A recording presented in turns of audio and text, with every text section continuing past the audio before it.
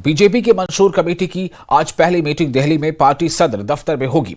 राजनाथ सिंह की सदारत में होने वाली इस मीटिंग में कमेटी के तमाम 27 अरकान मौजूद रहेंगे।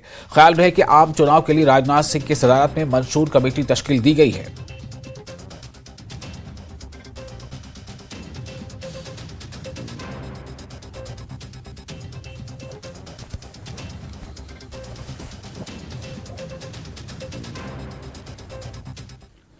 और जम्मू लोकसभा सीट से एकम सनातन दल के उम्मीदवार एडवोकेट अंकुश शर्मा आज कागजात नामजदगी दाखिल करेंगे।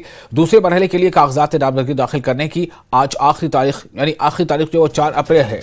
पर्चों की छानबीन 6 अप्रैल को होगी, जबकि नाम वापस लेने की आखिरी तारीख 8 अप्रैल है। जम्मू लोकसभा सीट पर दूसरे मरहले के तहत वोटिंग 26 अप्रैल को होगी।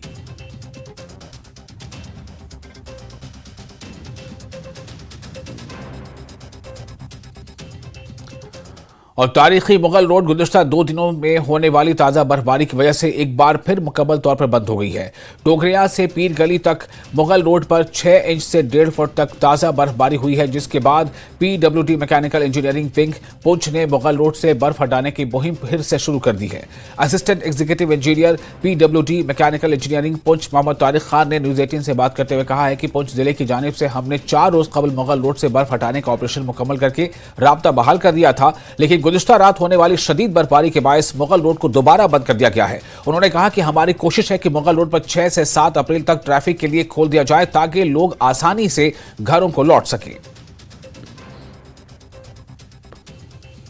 पुंछ को कश्मीर से जोड़ने वाली ऐतिहासिक मुगल रोड, जो कि लोगों की आशा जाग गई थी कि अब मुगल रोड खुलने वाली है, लेकिन पिछले 3 दिनों से जारी भारी बर्फबारी के चलते मुगल रोड एक बार फिर भारी बर्फबारी के चलते बंद हो गई है। और मुगल रोड पर डुगरा से लेकर पीर गली तक भारी बर्फ गिरी है। और आज जो है डुगरा से एक बार फिर जो है बर्फ हटाने का अभियान शुरू किया गया है। उसके बारे में बात करेंगे। AW मैकेनिकल इंजीनियरिंग हमारे साथ हैं कि कहाँ से बर्फ स्टार्ट की और कितनी बर्फ जो है पीर गली तक गिरी है, डुगरा में कितनी बर्फ है सर? आज जो हमारा ये लास्ट नाइट था, इसमें काफ़ी स्नोफॉल हुआ। तकरीबन पूरी रात स्नोफॉल होता रहा टाप एरिया में। और ये पुशाना डुगरा से लेके सारी डुगरा से लेके पीरगल तक ये पूरा हमारा स्ट्रेच है, ये ब्लॉक हो गया था। और हमने सुबह होते ही अपने स्टाफ को अलर्ट किया, अपनी मशीनरी जो हमें डिप्लाई की वहाँ पे, और हमारा स्टाफ अभी उसमें काम कर रहा है। तो आज हमारा टारगेट है कि हम इसको जैसे भी हो किसी तरह से 40-42 किलोमीटर तक इसको कंप्लीट करेंगे, तो उसके बाद कल आगे उससे बढ़ेंगे। तो कितनी बर्फ है डुगरा में और पीरगल तक, क्या लगता है कितनी बर्फ होगी सर? बर्फ़ जो है कम से कम पीरगल में 1 फुट तक स्नोफॉल है हमारी। उसका इशू नहीं रहता, हमें इशू बनता है, परेशानी आती है अवलांच की वजह से, क्योंकि हमारा जो उस पहाड़ी का हमारा स्टीप है वो एंगल जो 80 डिग्री 90 डिग्री है। को स्नोफॉल भी पहाड़ की सारी नीचे रोड में रहती है, तो उसको उड़ाने में काफ़ी दिक्कत परेशान होती है। और काम करते हुए अवलांच का खतरा भी रहता है आज के दिन, खासकर आज के दिन। तो अभी अवलांच के कारण डिले हो रहा है? हाँ, अवलांच का खतरा बहुत ज़्यादा है। कल मैं खुद साइड पर गया हुआ था, तो हम खुद अवलांच में ट्रैप हो गए थे। तो रात को फिर लेट होर्स में हमने अवलांच काट के तो फिर पशाना से हम छतरपुर से वापस निकले। जैसे पहले उम्मीद थी कि पहले हफ्ते में मुगल रोड खुल जाएगी, अब क्या लगता है कितनी डिले होगा? डिले तो नहीं होने देंगे। हम कोशिश करेंगे कि हमने जो बात कही है कि वो उसी के चलते हुए इसको हम कंप्लीट करें। तकरीबन 5 या 6 अप्रैल को हम इंशाल्लाह इस कोशिश करेंगे, इसको हम मौसम साफ़ रहा तो हम इसको दोबारा इसको ट्राई करेंगे रन ट्रैफिक के लिए। तो देखिए किस प्रकार अधिकारियों का ये कहना है कि अगर मौसम साफ रहता है तो मुगल रोड को जो है अप्रैल के पहले हफ्ते में खोलने के पूरे प्रयास किए जाएंगे। हालांकि काफ़ी दिक्कतें आती हैं, क्योंकि मुगल रोड पर काफ़ी जो 40 किलोमीटर के बाद जो एरिया है वहाँ पर एवलांचेस आते हैं, और एवलांचेस के कारण जो है बर्फ़ हटाने में दिक्कत होती है। लेकिन फिर भी विभाग जो है अभी इस बात से पूरी तरह तैयार है कि पहले हफ्ते में मुगल रोड को खोल दिया जाए। Munish Sharma, news 18 network, Poonch. और सियाती मकाम गुलमर्ग में गुलमर्ग गंडोला नई बुलंदियों को छू रहा है। यहां पहली बार 10 लाख से ज्यादा सयाहों ने माली साल 2023-24 में गुलमर्ग गंडोला केबल कार की सवारी की है, जिससे गुलमर्ग गंडोला की आमदनी 110 करोड़ से ज्यादा हुई है। जम्मू कश्मीर के सियाहत में बेमिसाल तरक्की देखी गई है, जो पिछले तमाम आदाद और शुमार को पीछे छोड़ चुकी है। इस बात की जानकारी महकमे सियाहत जम्मू कश्मीर ने ट्वीट के जरिए दी है। उधर बीजेपी के कौमी जनरल सेक्रेटरी और इंचार्ज जम्मू कश्मीर तरुण चुग ने अपने ट्वीट में लिखा है कि वो जम्मू कश्मीर के सियाहत को ये संगमिल उबूर करने पर मुबारकबाद पेश करते हैं और गुलमर्ग गंडोला की बढ़ती हुई कामयाबी खित्ते की बेपनाह खूबसूरती और सलाहियत की अक्कासी करती है।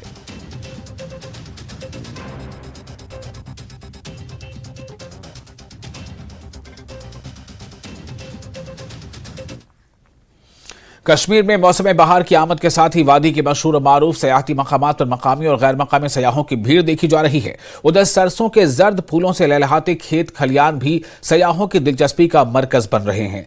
जनूबी कश्मीर के लेतपुरा, अवंतीपुरा, पांपुर और इसके मज़ाफात में खेतों में खिले सरसों के फूलों के दिलकश व दिलफरेब नज़ारे सयाहों को गाड़ियों से उतरकर इन खेतों में तस्वीर खींचने और इन नज़ारों में कुछ वक्त गुजारने पर मजबूर करते हैं। वादी कश्मीर में इन दिनों खेतों में सरसों के फूल खिले हुए हैं। मुल्की और गैर मुल्की सयाह यहां कुदरती नज़ारों का लुत्फ उठाते हैं। न्यूज़ 18 JKLH के नुमाइंदे सैयद मंजूर के साथ बात करते हुए कुछ सयाहों ने बताया कि कश्मीर वाकई में खूबसूरत है और यहां आना इनके लिए एक यादगार तजुर्बा है। से घूमने आए थे कश्मीर में। कश्मीर तो सच में पैराडाइज और अर्थ है। मैं बोल भी नहीं पा रही कि कितना खूबसूरत है कश्मीर। यहाँ के वैलीज और यहाँ का स्नोफॉल, हम इतने लकी है कि आज स्नोफॉल हुआ पहलगाम में गए थे हम सुबह और वहाँ पे स्नोफॉल हुआ था। Just I can't express. हम इतना खुश है कि हम कुछ बोल भी नहीं पा रहे।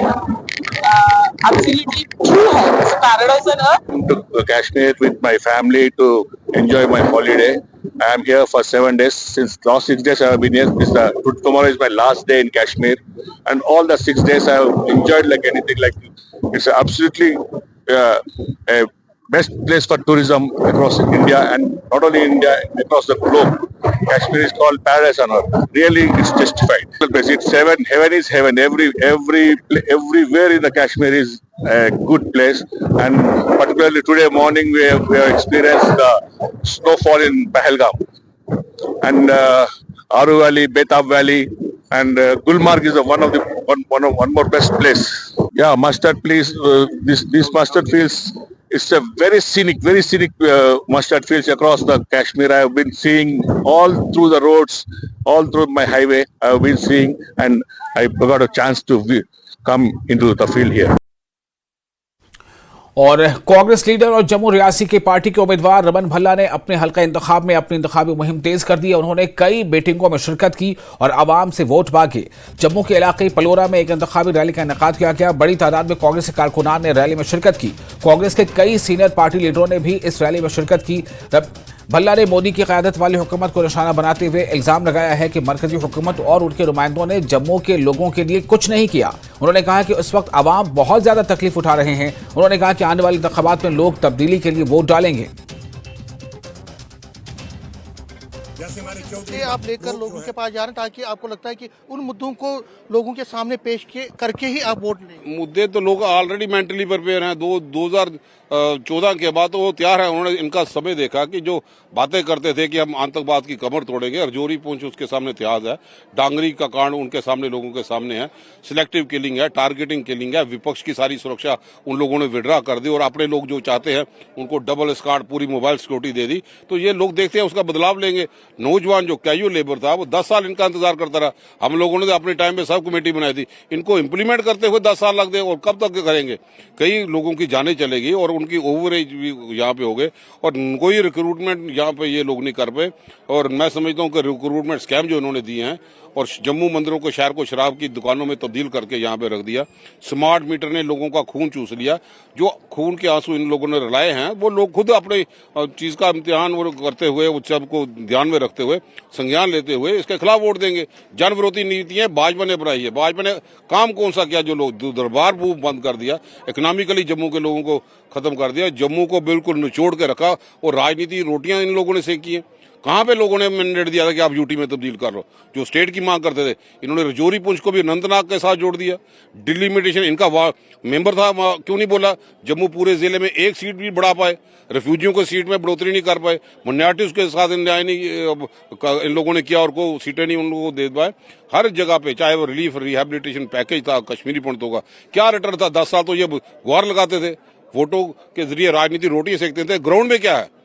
ग्राउंड में जब किसी का पेट ना पल पाए, महंगाई किचन की बजट चरमरा जाए, लोग कहाँ पे जाएंगे? कोरोना के बाद इकोनॉमिकली मजबूत नहीं कर सके, यहाँ का ट्रांसपोर्ट सेक्टर बिल्कुल फेल होकर रह गया। गरीबों की सरकार तो कहीं है नहीं, इसलिए उनको डर लगता था कि असेंबली के चुनाव आ जाए तो पूरी दुनिया देखेगी कि भाजपा जो गुहार लगाती थी, हमने जम्मू कश्मीर के लोगों को बहुत खुश कर दिया, स्विट्जरलैंड बना दिया। आप पिलग्रिम रियासत थी जम्मू कश्मीर की, कौन सी सुरनीसर लेक बना पाए, कौन सी मानसर लेक बना पाए? लोगों की आस्था उनके साथ जुड़ी थी। आप आर्टिफिशियल लेक भी नहीं करवा तो जम्मू का टूरिस्ट कहां पे जाएगा?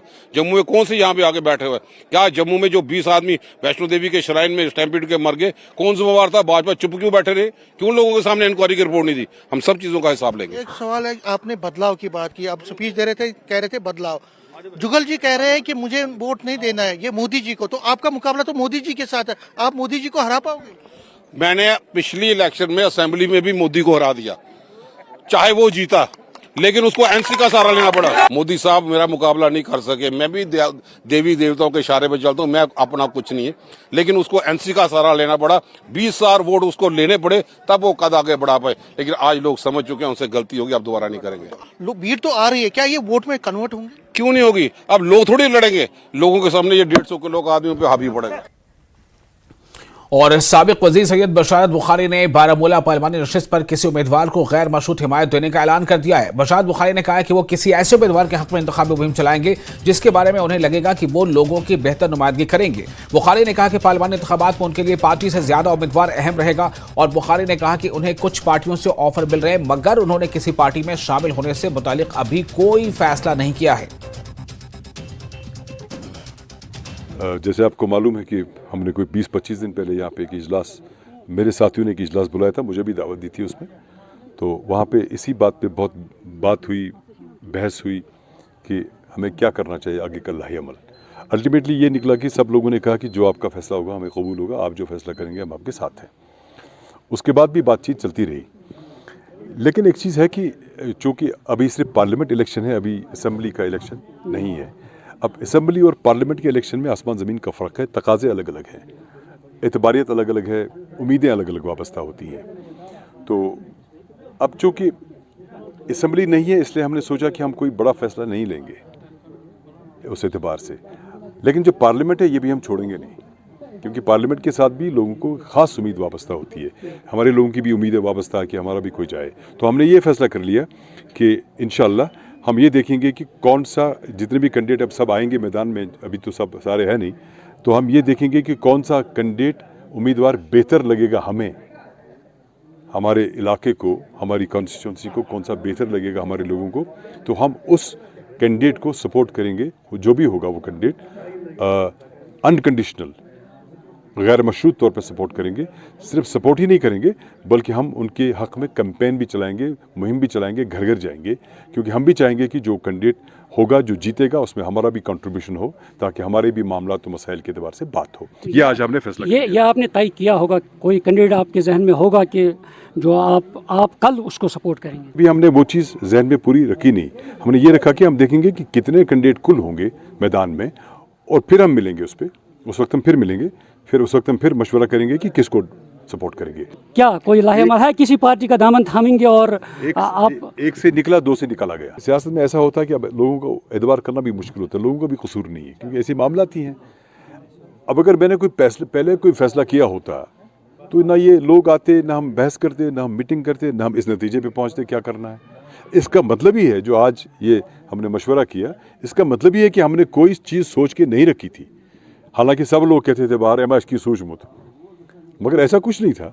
अब जो सामने आज आ गया, हमने कह दिया। पार्टियों के लिए चमगोइयाँ भी हुई है कि बशारत साहब पीडीपी का दामन थामेंगे या आज़ाद साहब की पार्टी का दामन थामेंगे, तो कहाँ तक उसमें हकीकत है? क्या कुछ है उसमें आपका कुछ लाहेअमल? अगर मैं आपको ये कहूँ कि ये सारा गलत है तो मैं गलत बोलूँगा, क्योंकि बातचीत चलती रहती है, लोग बात करते रहते हैं, मशवरा करते रहते हैं। ऑफर्स, उनका बड़प्पन जो बोलते हैं, उनका बहुत बड़प्पन, अल्लाह सलामत रखे सबको। इसका मतलब ऑफर आपको आया है? आते रहते हैं ना, अब जाहिर सी बात है, आप इस फील्ड में तो लोग तो याद करते ही हैं, लेकिन फैसला कुछ नहीं हुआ। हाँ, बातचीत चलती है, इसमें कोई शक नहीं। और फिलहाल एक छोटा सा ब्रेक लेते हैं, ब्रेक के बाद खबरों का सिलसिला जारी रहेगा।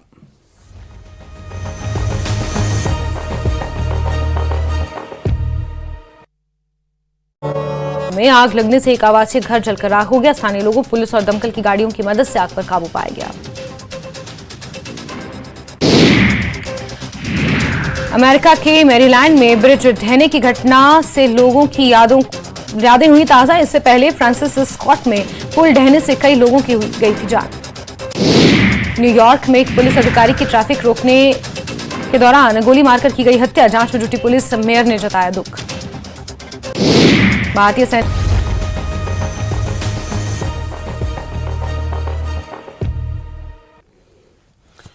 ब्रेक के बाद एक बार फिर आपका स्वागत है। जिला मजिस्ट्रेट पुंछ की तरफ से तमाम लाइसेंस याफ्ता बंदूक होल्डरों को अपने हथियार करीबी थानों में जमा करवाने के हुक्म दिए गए हैं। लोकसभा इंतखाबात को पुरअमन तरीके से अंजाम देने के लिए एक तरफ पुलिस ऐलानात कर रही है, लोगों की बड़ी तादाद अपने लाइसेंस याफ्ता हथियार, डबल बैरल, सिंगल बैरल बंदूक, पिस्तौल और रिवॉल्वर जमा कराने के लिए थानों में पहुंच रही है। लोगों की भारी भीड़ की वजह से पुलिस स्टेशनों में काफी हंगामाराई भी हुई। हुक्मनामा के मुताबिक आज हथियार जमा कराने की आखिरी तारीख थी। हुक्मनामे के मुताबिक हथियार जमा कराने वालों के खिलाफ सख्त कानूनी कार्रवाई अमल में लाई जाएगी। दूसरी जानिब इंतजामिया ने आवाम से अपील की है कि वो अपने असलहा थानों में जमा कराएं और इंतजामिया के साथ ताउन करके पुरअमन इंतखाबात के इनेकाद में अपना अहम किरदार अदा करें। इत्तलात के मुताबिक पुंछ में तकरीबन 552, सरेनकोट में 550 और मंडी में 300 हथियार जमा किए जा चुके हैं।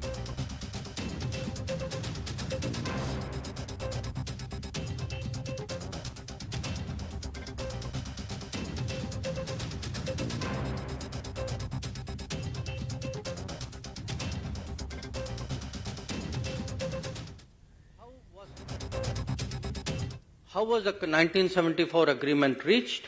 How was Kachatibu given away?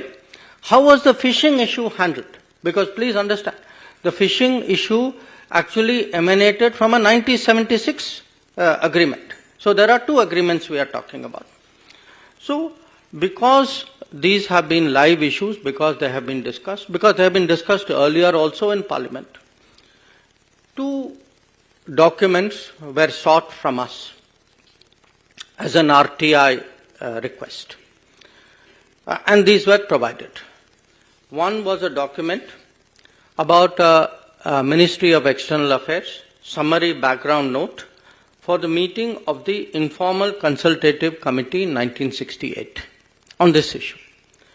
And the second was a record of discussion of a meeting between the then Foreign Secretary and the then Chief Minister of Tamil Nadu, Honorable Kalaignar Karunanidhi, in June 1974. Now, the point today is we know there are two agreements. We know there's a 1974 agreement. We know there is a 1976 agreement. We know who did this. How has the situation arisen?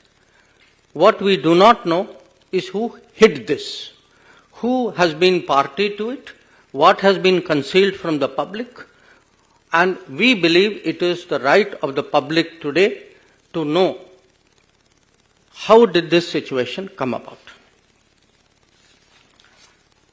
Now, with regard to the Kachatibu issue itself, there have been claims and counterclaims. India had its arguments.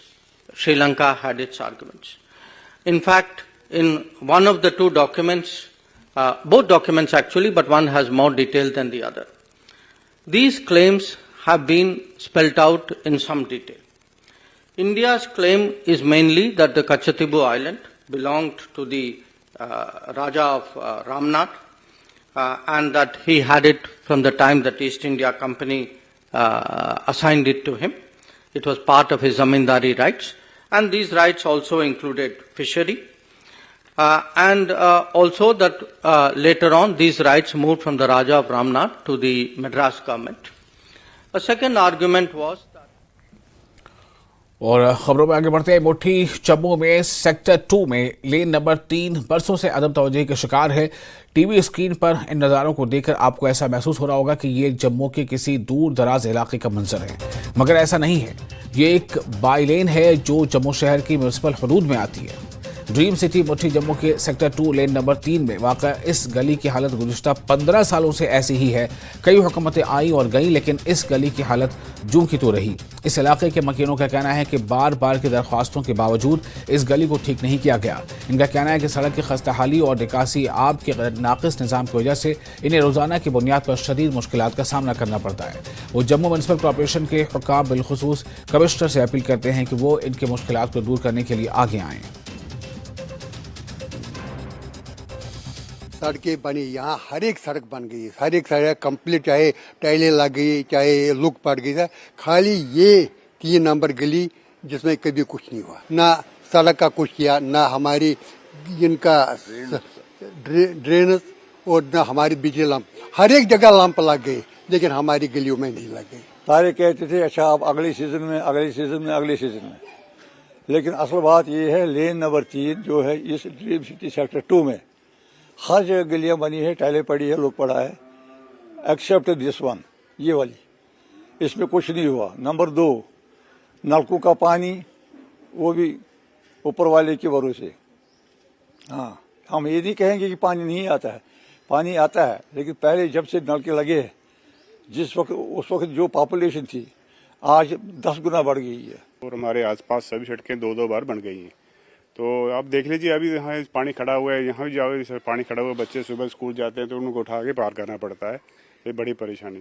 और नाली को हाल देखिए भरी हुई आए तक कोई sweeper कोई आता नहीं, इधर 10 बार बुलाना पड़ता है, एक बार आएगा वो फिर गंद ऊपर से निकाल, हाँ तो आता है तो उल्टा निकाल के बाहर फेंक देता है, तो वो भी पड़ा रहता है हफ्ता का हफ्ता, उठाता कोई है नहीं। ये लग रहा है कि ये गली हमारी सेक्टर 2 में सियासत का शिकार हो गई। पहले बीजेपी का कारपोरेटर था, उसने कुछ नहीं किया, उसके बाद दूसरा कारपोरेटर एनसी का, उसने कुछ नहीं किया, ये बोला वो करेगा, इसने बोला वो करेगा, लेकिन किया किसी ने। सर जब हम यहाँ आए 2 इंच पाइप लगी है ऊपर से यहाँ तक, 4 इंच लगी है जहां तक ये लोग रह रहे हैं। तब से जब ये बस्ती बनी यहाँ 2 इंची पाइप आ रही है, क्या पानी आएगा 2 इंची में यहाँ पर। 5 बार हमने रिक्वेस्ट किया, फाइलें बनाई, समझ नहीं आया वो किस डस्टबिन में चली गई हमारी फाइलें।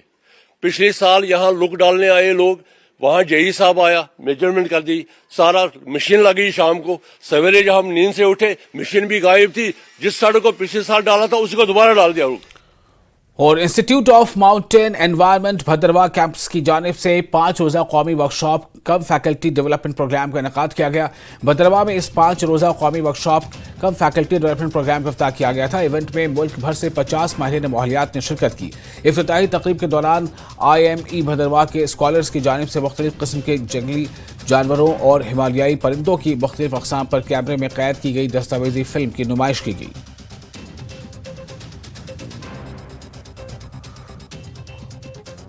ये मकसद था इस वर्कशॉप को करवाने का कि जो कि हमारे माउंटेन की बायोडाइवर्सिटी है उसको हम कैसे मॉनिटर करते हैं, उसकी अबंडेंस क्या है, मींस नंबर्स क्या हैं, रिचनेस मींस कितनी स्पीशीज हैं, डेंसिटी कितनी मिकदार में है किसी एक पर्टिकुलर जगह में, तो उसको निकालने के लिए कितने टूल्स हम मॉडर्न टूल्स इस्तेमाल करते हैं, जैसे कि कैमरा ट्रैप्स हैं, रेडियो कॉलर्स हैं, ड्रोन्स हैं। सो ये सारे इक्विपमेंट जो हैं ये कैसे काम करते हैं, इनसे डाटा कैसे कलेक्ट करते हैं और इसको एनालाइज कैसे करते हैं फॉर बेटर आउटपुट्स, हमारा ये रहेगा इस वर्कशॉप में। और हमारे यहाँ 50 पार्टिसिपेंट्स हैं फ्रॉम अक्रॉस डिफरेंट स्टेट। और जिला बांडीपुरा के शादीपुरा सोनावारी में दरियाए जहलम पर फुटब्रिज की सगे बुनियाद 2013 में रखी गई थी, लेकिन आज तक इस पुल की तकमील नहीं हो पाई है। मकामी लोगों ने सवाल किया है कि आखिर ये ब्रिज कब मुकम्मल होगा। दरिया के एक जानिब स्कूल समेत दीगर इदारे मौजूद हैं। काम नामुकम्मल होने की वजह से लोग काफ़ी मुतासिर होते हैं। लोगों ने इस सिलसिले में इंतजामिया से मुतालबा किया है कि वो इस पुल पर काम शुरू करे ताकि दरिया की आर पार एक वसी आबादी को फ़ायदा पहुँच सके।